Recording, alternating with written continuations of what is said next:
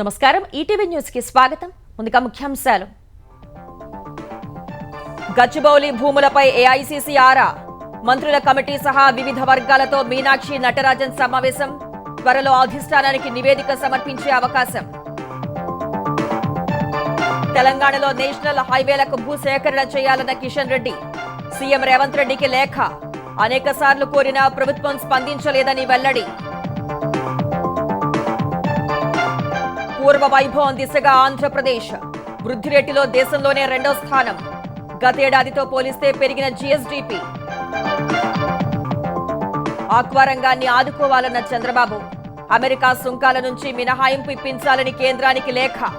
Trump సర్కార్తో చర్చలకు విజ్ఞప్తి. ఏపీలో అడవి తల్లి బాటకు నేడు పవన్ కళ్యాణ్ శ్రీకారం. అల్లూరి జిల్లాలో కొత్త రోడ్లకు ప్రారంభోత్సవాలు.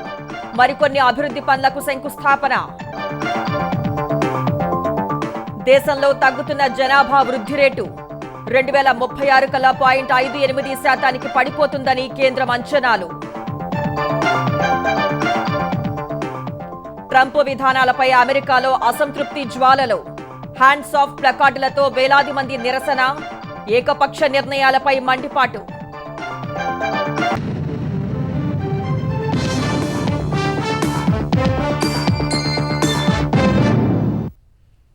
హైదరాబాద్ కంచగచ్చిబౌలి భూముల వివాదంపై ఏఐసీసీకి అందించే నివేదిక సిద్ధమవుతోంది.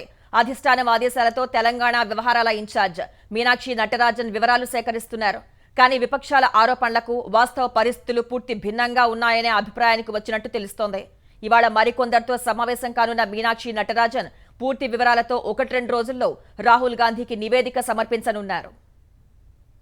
తెలంగాణలో తీవ్ర దుమారం రేగుతున్న కంచగచ్చిబౌలిలోని 400 ఎకరాల భూముల వ్యవహారంపై ఏఐసీసీ నివేదిక సిద్ధమవుతోంది. ఈ భూముల అంశంపై హైదరాబాద్ సెంట్రల్ యూనివర్సిటీ విద్యార్థులు, విపక్ష పార్టీల ఆందోళనలో రాజకీయ వేడిని రగిలించాయి. దీంతో ఈ అంశంపై దృష్టి సారించిన ఏఐసీసీ పూర్తి వివరాలు సమర్పించాలని తెలంగాణ వ్యవహారాల ఇన్ఛార్జ్ మీనాక్షి నటరాజన్ను ఆదేశించింది. కాంగ్రెస్ అగ్రనేత రాహుల్ గాంధీ స్వయంగా ఆమెను పంపినట్లు పార్టీలో ప్రచారం జరుగుతోంది. ఈ క్రమంలో హైదరాబాద్ వచ్చిన మీనాక్షి నటరాజన్ ఉప ముఖ్యమంత్రి భట్టి విక్రమార్క, మంత్రులు శ్రీధర్ బాబు, పొంగులేటి శ్రీనివాసరెడ్డి నేతృత్వంలోని మంత్రుల కమిటీతో సమావేశమయ్యారు. భూముల హక్కులకు సంబంధించి కోర్టుల తీర్పులు, విద్యార్థుల ఆందోళనలు, సుప్రీంకోర్టు ఇచ్చిన తీర్పుపై వారిని ప్రశ్నించినట్లు సమాచారం. ఆ భూమితో హైదరాబాద్ సెంట్రల్ యూనివర్సిటీకి ఎలాంటి సంబంధం లేదని మంత్రులు ఆధారాలు అందజేసినట్లు తెలుస్తోంది. ఆ 400 ఎకరాలు ప్రభుత్వ భూమి కాకపోయినా విపక్షాలు ఎందుకు రాద్ధాంతం చేస్తున్నాయని ఆమె ఆరా తీసినట్లు సమాచారం. అదేవిధంగా సామాజిక మాధ్యమాల్లో నెమళ్లు, జింకలు చనిపోతున్నాయనే ప్రచారంపై కూడా ఆరా తీసినట్లు తెలుస్తోంది. రాజకీయ లబ్ధి కోసం విపక్షాలు ఏఐ సహాయంతో తప్పుడు ప్రచారం చేశాయని మంత్రులు చెప్పినట్లు సమాచారం. కాంగ్రెస్ అనుబంధ విభాగాల విద్యార్థి సంఘాల నేతలు, పౌర హక్కుల సంఘాల ప్రతినిధులతోనూ మీనాక్షి నటరాజన్ సమావేశమయ్యారు. ఇవాళ మరికొందరితో సమావేశమయ్యే అవకాశం ఉంది. ఇప్పటి వరకు వివిధ వర్గాల నుంచి సేకరించిన సమాచారం ప్రకారం కంచగచ్చిబౌలి భూములపై విపక్షాలు చేస్తున్న ఆరోపణలకు వాస్తవ పరిస్థితిలో భిన్నంగా ఉన్నాయనే అభిప్రాయానికి మీనాక్షి నటరాజన్ వచ్చినట్లు తెలుస్తోంది. పార్టీ, ప్రభుత్వం కలిసి పనిచేస్తున్న తీరు, విపక్షాల విమర్శలు, విద్యార్థుల ఆందోళనలు, కోర్టుల జోక్యం తదితర అంశాలన్నింటినీ క్రోడీకరించి ఆమె నివేదిక సిద్ధం చేయనున్నట్లు తెలుస్తోంది. 1-2 రోజుల్లో రాహుల్ గాంధీకి అందజేయనున్నట్లు పార్టీ వర్గాలు చెప్తున్నాయి. తెలంగాణలో జాతీయ రహదారుల నిర్మాణానికి అవసరమైన భూసేకరణ వెంటనే పూర్తి చేయాలని కేంద్ర బొగ్గు గనుల శాఖ మంత్రి కిషన్ రెడ్డి కోరారు. ఈ మేరకు సీఎం రేవంత్ రెడ్డికి ఓ లేఖ రాశారు. 66 ఏళ్లలో తెలంగాణలో 2500 కిలోమీటర్ల జాతీయ రహదారుల నిర్మాణం జరగగా 2014 నుంచి 2025 వరకు ప్రధాని మోదీ నాయకత్వంలో 2500 కిలోమీటర్లకు పైగా నిర్మించినట్టు తెలిపారు. తెలంగాణ అభివృద్ధి పట్ల ప్రధాని మోదీకున్న నిబద్ధత ఏంటో అర్థమవుతోందని కిషన్ రెడ్డి అన్నారు. తెలంగాణలో మరో 2500 కిలోమీటర్ల పొడవైన జాతీయ రహదారుల నిర్మాణ పనులు వివిధ దశల్లో ఉన్నట్లు చెప్పారు. అందులో రీజనల్ రింగ్ రోడ్ కాకుండా 12,000 కోట్లకు పైగా వ్యయంతో నిర్మించనున్న 691 కిలోమీటర్లు, మరో 16 జాతీయ రహదారుల పనులు వివిధ దశల్లో ఉన్నాయని కిషన్ రెడ్డి తెలిపారు. వాటికి 1550 హెక్టార్లకు పైగా భూమి అవసరం ఉందన్నారు. ఈ విషయమై కేంద్రం అనేకసార్లు లేఖలు రాసినా తెలంగాణ ప్రభుత్వం నుంచి స్పందన లేదన్నారు.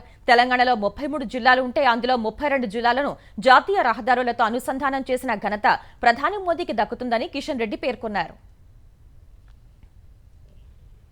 దేశంలో వృద్ధి రేటు నమోదు చేసే రాష్ట్రాల జాబితాలో ఆంధ్రప్రదేశ్ తిరిగి చోటు దక్కించుకుంది. కూటమి ప్రభుత్వం ఏర్పడిన 10 నెలల్లోనే పైపైకి ఎగబాకుతోంది. 2024-25 ఆర్థిక సంవత్సరానికి వృద్ధి రేటులో దేశంలోనే ఏపీ 2వ స్థానంలో నిలిచింది. రాష్ట్ర గ్రోత్ రేటును నిర్ధారిస్తూ కేంద్ర గణాంకాలు, కార్యక్రమాల అమలు మంత్రిత్వ శాఖ ఎంఓఎస్పీఐ నివేదిక విడుదల చేసింది.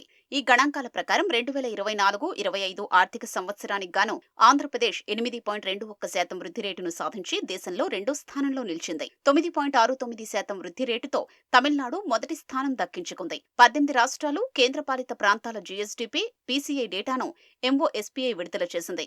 2011-12 ధరల ఆధారంగా స్థిరమైన ధరల వద్ద ఏపీ స్థూల రాష్ట్ర ఉత్పత్తి 8,65,13 కోట్లకు చేరింది. 2023-24లో జీఎస్డీపీ 7,99,400 కోట్లుగా ఉంది. అప్పటి రాష్ట్ర వృద్ధి రేటు 6.19% ఉంది. ఏపీ ప్రస్తుత ధరల వద్ద గతేడాది కంటే 12.02% వృద్ధి రేటుతో 5వ స్థానంలో రాష్ట్రం నిలిచింది. తమిళనాడు 14.02, ఉత్తరాఖండ్ 13.59, కర్ణాటక 12.77, అస్సాం 12.74%తో తొలి 4 స్థానాల్లో నిలిచాయి. 10.12% వృద్ధి రేటుతో తెలంగాణ 14వ స్థానంలో ఉంది. ప్రస్తుత ధరల వద్ద ఏపీ జీఎస్డీపీ 15,93,062 కోట్ల రూపాయలకు చేరింది. రాష్ట్రంలో వ్యవసాయం, అనుబంధ రంగాలు అద్భుతమైన ప్రగతిని సాధించాయి. ఈ రంగాల్లో 2024-25లో 15.41% వృద్ధి నమోదైంది. ఇందులో వ్యవసాయ, ఉద్యాన, అనుబంధ రంగాలు వరుసగా 22.98, 21.29% వృద్ధిని నమోదు చేశాయి. గతేడాది వ్యవసాయ రంగానికి తక్కువ బేస్ ఉండటంతో 2024-25లో అధిక వృద్ధి రేటు నమోదుకు దోహదమైంది.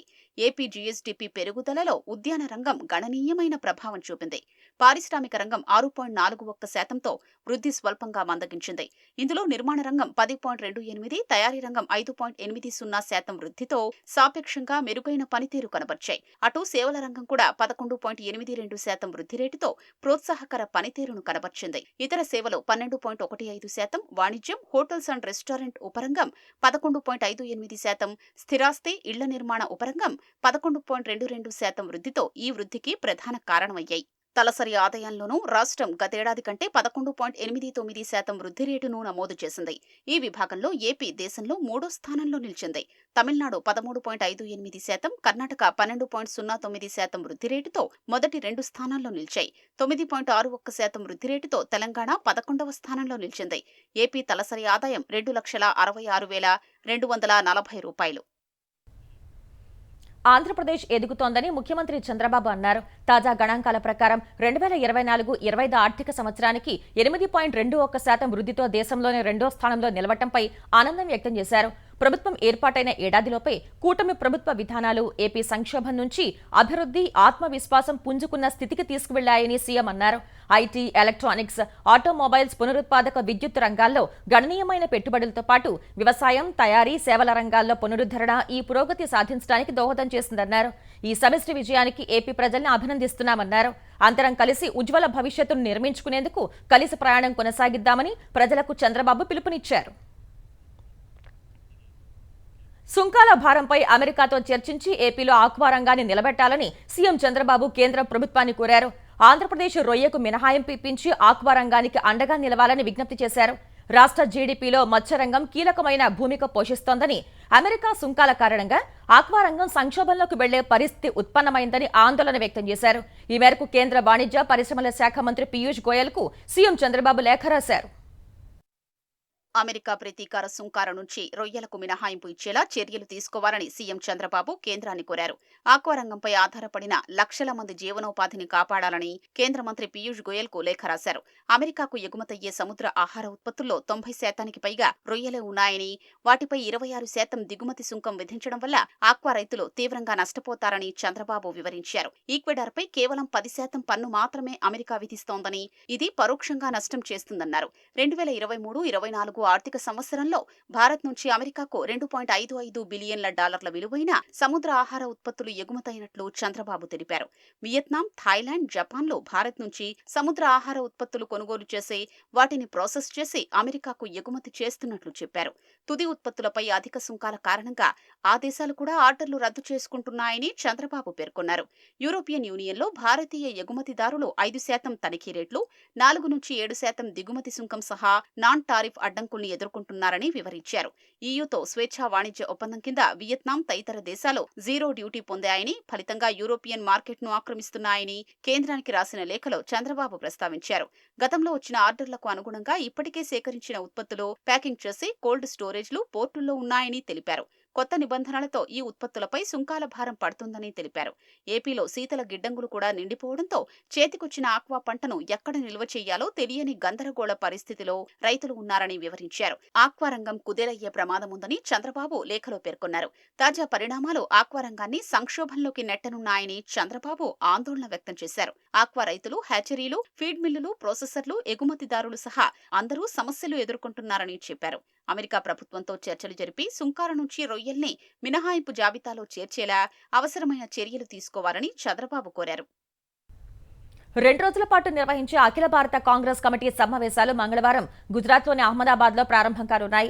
1700 మంది ప్రతినిధులు దీనికి హాజరు కానున్నారు.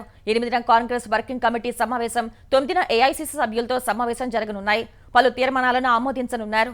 తొలి రోజు సర్దార్ పటేల్ స్మారకం వద్ద సిడబ్ల్యూసీ సమావేశం, సబర్మతి ఆశ్రమం సందర్శన వంటివి ఉంటాయి. రెండో రోజు ప్రతినిధుల సదస్సు జరుగుతుంది. ఏఐసీసీ అధ్యక్షుడు మల్లికార్జున ఖర్గే ఈ 2 సమావేశాలకు అధ్యక్షత వహిస్తారు. Congress parliamentary party chairperson Sonia Gandhi, Lok Sabha విపక్ష నేత రాహుల్ గాంధీ, కాంగ్రెస్ పాలిత సీఎంలు పాల్గొంటారు. దేశంలో జనాభా వృద్ధి రేటు క్రమంగా తగ్గిపోతోంది. వృద్ధుల సంఖ్య క్రమంగా పెరుగుతోంది. కేంద్ర గణాంకాల శాఖ తాజాగా విడుదల చేసిన women and men in India 2024 నివేదిక ఈ విషయాలను స్పష్టం చేసింది. జనాభా పెరుగుదల వార్షిక సగటు వృద్ధి రేటు కొన్నేళ్లుగా తగ్గుతున్నట్లు తెలిపింది. 1971లో గరిష్టంగా 2.2 నమోదైన ఈ సగటు 2036 నాటికల్లా 0.58% పడిపోనుందని పేర్కొంది. దేశంలో వయోవృద్ధుల జనాభా పెరగనుంది. ఇప్పటి వరకు పెద్దలపై యువకులు ఆధారపడుతుండగా ఇక మీద పిన్నలపై పెద్దలు ఆధారపడే పరిస్థితులు పెరుగుతాయి. చారిత్రకంగా చూస్తే దేశ జనాభా పిరమిడ్ కింది భాగంలో విస్తృతంగా ఉండేది. అంటే పిల్లలు, యువత జనాభా ఎక్కువ ఉండేది. 2026, 2036 జనాభా అంచనాల ప్రకారం పిరమిడ్ అడుగు భాగం కుంచుకుపోనుంది. ఆంధ్రప్రదేశ్ ప్రభుత్వం నేటి నుంచి గిరిజన ప్రాంతాల అభివృద్ధి కోసం సరికొత్త కార్యక్రమానికి శ్రీకారం చుట్టనుంది. అడవి తల్లి బాట పేరుతో గిరిజన గ్రామాల్లో పూర్తి స్థాయిలో రోడ్ల నిర్మాణం చేపట్టనుంది. ఇందుకోసం ఉప ముఖ్యమంత్రి పవన్ కళ్యాణ్ ఇవాటి నుంచి 2 రోజుల పాటు అల్లూరి సీతారామరాజు జిల్లాలో పర్యటించనున్నారు. విశాఖ విమానాశ్రయం నుంచి నేరుగా డుంబ్రిగూడ మండలం పెదపాడు గ్రామానికి చేరుకుంటారు. అక్కడే గిరిజన ఆవాసాలను సందర్శించనున్నారు. అనంతరం అడవితల్లి బాట పేరిట చేపట్టే రోడ్ల నిర్మాణానికి శంకుస్థాపన చేసి అక్కడ నిర్వహించే బహిరంగ సభలో పాల్గొంటారు. 8న అరకు మండలం సుంకరమిట్టకు చేరుకుని అక్కడ నిర్మించిన ఉడెన్ బ్రిడ్జికి ప్రారంభోత్సవం చేస్తారు.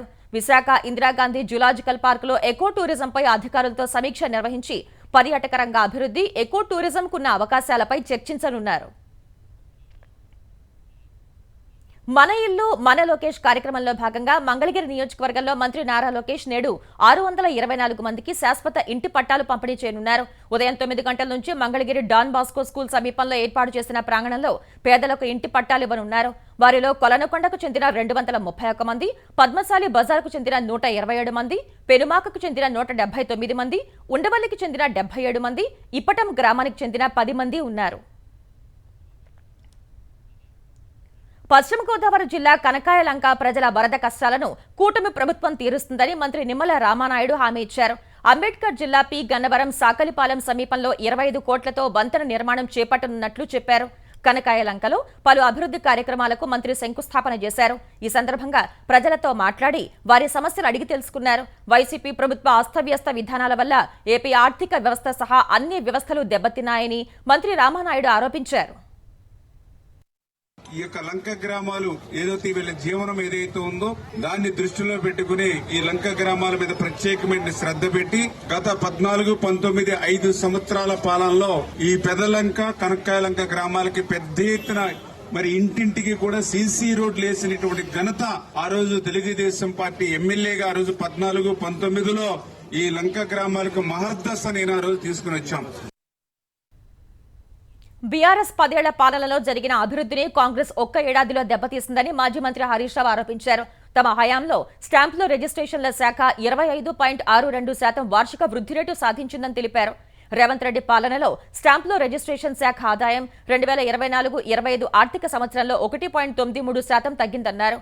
కాంగ్రెస్ ప్రభుత్వ అనాలోచిత నిర్ణయాలకు ఇది నిదర్శనమని దుయ్యబట్టారు. హైడ్రా పేరుతో ఇళ్లు కూల్చడం, మూసీ సుందరీకరణ అంటూ బుల్డోజర్లు ఎక్కించడం, మెట్రో రైల్ విస్తరణలో మార్పులు చేయటం, కీలకమైన ఫార్మాసిటీని రద్దు చేయటం వల్ల పెట్టుబడులు తగ్గి అభివృద్ధి కుంటుపడిందన్నారు. వేగంగా ఎదిగిన రాష్ట్రం ఇప్పుడు వెనుకపాటుకు గురయ్యే పరిస్థితి ఏర్పడిందని హరీష్ రావు ఆవేదన వ్యక్తం చేశారు. మద్యం మత్తులో సిగరెట్ అంటించుకుని ఓ ప్రభుత్వ ఉపాధ్యాయుడు అగ్నికి ఆహుతైన ఘటన సూర్యాపేట జిల్లా కోదాడ మండలం మంగళ తండాలో జరిగింది. ధారావత్ బాలాజీ నడిగూడెం మండలం చెన్నకేశవపురం ప్రభుత్వ పాఠశాలలో ఉపాధ్యాయుడిగా పనిచేస్తున్నారు. శ్రీరామనవమి కావడంతో అతని భార్య 2 పిల్లల్ని తీసుకుని తల్లిగారింటికి వెళ్లింది. ఒంటరిగా ఉన్న బాలాజీ మద్యం తాగిన తర్వాత ఇంటి ఆవరణలోనే మంచంపై పడుకుని సిగరెట్ వెలిగించారు. ప్రమాదవశాత్తు సిగరెట్ నుంచి అగ్గిరవ్వలు మంచం నవారుపై పడి మంటలు లేచాయి. మధ్యమత్తులో ఉన్న బాలాజీ తప్పించుకునే స్థితిలో లేకపోవడంతో మంటలు అంటుకుని మృతి చెందారు. భార్య శైలజ ఫిర్యాదు మేరకు కేసు నమోదు చేసినట్లు పోలీసులు తెలిపారు. శ్రీరామనవమిని పురస్కరించుకుని తెలంగాణలో సీతారాముల శోభాయాత్ర ఘనంగా జరిగింది. హైదరాబాద్లో నిర్వహించిన శోభాయాత్ర కన్నుల పండుగగా సాగింది. జై శ్రీరామ్ నినాదాలతో హైదరాబాద్ నగర వీధులు మారుమోగాయి. సీతారాంబాగ్ వద్ద సీతారాముల శోభాయాత్రను గవర్నర్ జిష్ణుదేవ్ వర్మ ప్రారంభించారు. అంబర్పేటలో కేంద్ర మంత్రి కిషన్ రెడ్డి, ఆకాష్పురి హనుమాన్ ఆలయం దగ్గర బీజేపీ ఎమ్మెల్యే రాజాసింగ్, మంగళహాట్లోని ఆంధ్ర కాలనీలో బీఆర్ఎస్ ఎమ్మెల్సీ కవిత ఈ యాత్రను ప్రారంభించారు. సీతారాంబాగ్ ఆలయం దగ్గర మొదలైన శోభాయాత్ర పురాణాపూల్, గంగాబౌలి క్రాస్ రోడ్, బేగం బజార్ ఛత్రి, సిద్దింబర్ బజార్, గౌలీగూడ, పుత్లిబౌలి, కోటి మీదుగా సాగి హనుమాన్ వ్యాయామశాల వద్ద రాత్రి ముగిసింది. ఎలాంటి అవాంఛనీయ ఘటనలు జరగకుండా నగర పోలీసులు కట్టుదిట్టమైన ఏర్పాట్లు చేశారు.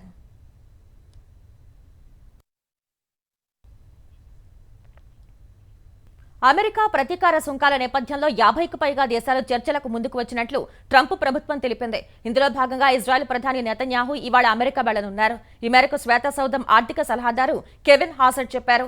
గాజాల యుద్ధం, ఇతర సమస్యలతో పాటు సుంకాల అంశంపై ట్రంప్తో చర్చించే అవకాశం ఉందన్నారు. సుంకాలకు ఎలా స్పందించాలో అర్థం కాక ఆయా దేశాలు తర్జనభర్జన పడుతున్నాయని, చైనా సహా మరికొన్ని దేశాలు ప్రతీకార సుంకాలు విధిస్తున్నాయని చెప్పారు. అమెరికా మిత్రదేశం వియత్నాం సుంకాల గురించి సంప్రదింపులు జరుపుతోందని కెవిన్ తెలిపారు. ఇటలీ సైతం చర్చలకు సిద్ధంగా ఉన్నట్లు తెలుస్తోంది. అమెరికాతో ఒప్పందం కుదుర్చుకోగలిగితే తమ దేశం సుంకాలను 0కి తగ్గించాలని కోరుకుంటున్నట్లు వియత్నాం చెప్పిందని ట్రంప్ తెలిపారు. ఇటీవల టారిఫ్లపై ట్రంప్ తీసుకున్న నిర్ణయం అమెరికా ఆర్థిక మార్కెట్లను కుదిపేసింది. మాంద్యం భయాలను పెంచింది. ప్రపంచ వాణిజ్య వ్యవస్థను తలకిందులు చేసింది. అమెరికా అధ్యక్షుడు ట్రంప్ విధానాలపై అప్పుడే అసంతృప్తి జ్వాలలు ఎగసిపడుతున్నాయి. అమెరికా వ్యాప్తంగా నిరసనలు పెరుగుతున్నాయి. వేలాది మంది నిరసనకారులు రోడ్లపైకి వచ్చి ఆందోళన చేస్తున్నారు. న్యూయార్క్ నుంచి అలాస్కా వరకు హ్యాండ్స్ ఆఫ్ ప్లకార్డుల్ని ప్రదర్శించారు. పౌర హక్కుల సంఘాలు, కార్మిక యూనియన్లు, స్వలింగ సంపర్కులు, న్యాయవాద సంఘాల ప్రతినిధులు ఆందోళనల్లో పాల్గొన్నారు. దాదాపు 150 సంఘాల ఆధ్వర్యంలో 50 రాష్ట్రాల్లోని 1200 ప్రాంతాల్లో ఆందోళనలు జరిగాయి. ఫెడరల్ ఉద్యోగుల తొలగింపు, సామాజిక భద్రతా కార్యాలయాల మూసివేతపై మండిపడ్డారు. వలసదారుల్ని వెనక్కి పంపడం, ట్రాన్స్జెండర్ హక్కుల్ని లాక్కోవడం, ఆరోగ్య రంగానికి నిధులు తగ్గించడంపై మండిపడ్డారు. అమెరికా అధ్యక్షుడిగా డొనాల్డ్ ట్రంప్ మూడోసారి ఎన్నిక కావటానికి చట్టపరమైన అడ్డంకులు ఉన్నాయని యుఎస్ అటార్నీ జనరల్ పామ్ బోండి అన్నారు. అధ్యక్షుడిగా ట్రంప్ను 20 ఏళ్ల పాటు కొనసాగించాలని కోరుకుంటున్నానని, కానీ ఈ పర్యాయం తర్వాత ఆయనకు వేరే మార్గం లేదని అనుకుంటున్నట్లు చెప్పారు. రాజ్యాంగ సవరణలు చేయడం ద్వారా అవకాశాలు ఉన్నప్పటికీ అది చాలా కష్టంతో కూడుకున్న వ్యవహారమని తెలిపారు. ట్రంప్ మూడోసారి ఎన్నిక అసాధ్యమని రాజ్యాంగ నిపుణులు అభిప్రాయపడిన వేళ ట్రంప్నకు విధేయుల్లో ఒకరైన అటార్నీ జనరల్ చేసిన వ్యాఖ్యలు ప్రాధాన్యం సంతరించుకున్నాయి. అమెరికా అధ్యక్షుడిగా మూడోసారి బాధ్యతలు చేపట్టడాన్ని తోసిపుచ్చలేమని ట్రంప్ ఇటీవల పేర్కొన్నారు. ఈ విషయంలో తాను జోక్ చేయటం లేదన్నారు. ఇందుకోసం కొన్ని మార్గాలున్నాయని, అయితే వాటిపై ఇప్పుడు ఆలోచించడం తొందరపాటు అవుతుందని ట్రంప్ అన్నారు. ఖనిజాల ఒప్పందానికి సంబంధించిన కొత్త ముసాయిదాపై చర్చించేందుకు వచ్చే వారం ఉక్రెయిన్ బృందం అమెరికా వెళ్లనుంది. ఉక్రెయిన్ ఆర్థిక మంత్రి యూలియా స్వైరోన్కో స్వయంగా ఈ విషయాన్ని వెల్లడించారు. అమెరికాకు వెళ్లనున్న బృందంలో ఆర్థిక, విదేశాంగ, న్యాయ ప్రతినిధులు ఉంటారని చెప్పారు. ముసాయిదా తమ వ్యూహాత్మక ప్రయోజనాలకు అనుగుణంగా ఉండేలా చూసుకోవడంపై దృష్టి సారించినట్లు ఉక్రెయిన్ మంత్రి చెప్పారు. అమెరికా ప్రతిపాదించిన కొత్త ముసాయిదాలో కేవలం ఖనిజాల ఒప్పందం మాత్రమే కాకుండా గ్యాస్, చమురు ఉన్నట్టు తెలుస్తోంది. ఇంతకుముందు అమెరికా ప్రతిపాదించిన ముసాయిదాపై ఉక్రెయిన్ అసంతృప్తి వ్యక్తం చేసింది. ఉక్రెయిన్కు భద్రతాపరమైన హామీనివ్వాలని పేర్కొంది. ఇందులో భాగంగా అమెరికా పర్యటనకు వెళ్లిన ఉక్రెయిన్ అధ్యక్షుడు జెలెన్స్కీ ట్రంప్తో వాడివేడి చర్చ తర్వాత ఒప్పందంపై సంతకం చేయకుండానే వెనుతిరిగారు. అయితే ఉక్రెయిన్కు సైనిక సాయంతో పాటు సాంకేతిక సాయాన్ని అమెరికా నిలిపివేయడంతో దిగొచ్చిన జెలెన్స్కీ తాము ఎప్పుడైనా అమెరికాతో ఖనిజ ఒప్పందం చేసుకుంటామని తెలిపారు. మరోవైపు అమెరికా ప్రతిపాదించిన బేషరతు కాల్పుల విరమణ ఒప్పందానికి రష్యా నిరాకరించిందని జెలెన్స్కీ తెలిపారు. అమెరికా స్పందన కోసం ఎదురు చూస్తున్నట్లు తాజాగా వెల్లడించారు. గాజాపై ఇజ్రాయెల్ మరింత భీకరంగా దాడులు చేస్తోంది. ఆదివారం వేర్వేరు ప్రాంతాల్లో జరిపిన దాడుల్లో 32 మంది మృతి చెందినట్లు గాజా ఆరోగ్య శాఖ వెల్లడించింది. మృతుల్లో 10 మందికి పైగా మహిళలు, పలువురు చిన్నారులు ఉన్నట్లు అధికారులు చెప్పారు. ఖాన్ యూనిస్ నగరంలో ఒక ఇంటితో పాటు శిబిరంపై జరిపిన దాడుల్లో 5 పురుషులు, 5 మహిళలు, మరో 5 పిల్లలు మరణించారని అధికారులు ప్రకటించారు. ఉత్తర గాజాలోని జబాలియా శరణార్థి శిబిరంపై జరిగిన దాడిలో కనీసం 4 మరణించారని పేర్కొన్నారు. మరో దాడిలో బేకరీ బయట ఉన్న 3 పిల్లలు సహా 6 ప్రాణాలు కోల్పోయారని చెప్పారు. గత నెలలో కాల్పుల విరమణ ఒప్పందం ముగియటంతో హమాస్ చెరలో ఉన్న మిగిలిన బందీల విడుదల కోసం ఇజ్రాయెల్ తీవ్ర స్థాయిలో దాడులు చేస్తోంది. కీలక ప్రాంతాలను ఆక్రమించడంతో పాటు గాజాకు మానవతా సాయాన్ని అడ్డుకుంటోంది.